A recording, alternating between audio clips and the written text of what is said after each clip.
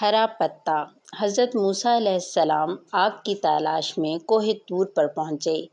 وہاں آگ ملنے کے بجائے اللہ تعالیٰ کے نور کی جھلک ظاہر ہوئی۔ اللہ تعالیٰ نے حضرت موسیٰ علیہ السلام کو اپنی پہچان کروائی اور آپ کو نبوت عطا فرما دی۔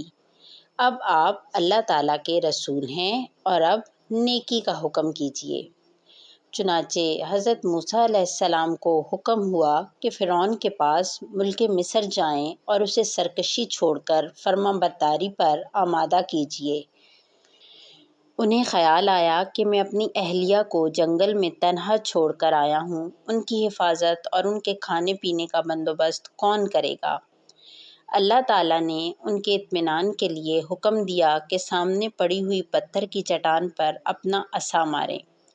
حضرت موسیٰ علیہ السلام نے اللہ تعالیٰ کے حکم کی تعمیل میں چٹان پر عصا مارا۔ چٹان پھٹی اور اندر سے ایک دوسرا پتھر نکلا۔ حکم ہوا کہ اس پتھر پر بھی عصا ماریں۔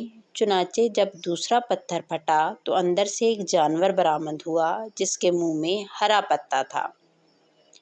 حضرت موسیٰ علیہ السلام کو پہلے بھی اللہ تعالیٰ کی قدرت کاملہ پر یقین تھا، مگر مشاہدے کا اثر کچھ اور ہی ہوتا ہے۔ یہ دیکھ کر وہیں سے سیدھے مصر روانہ ہو گئے۔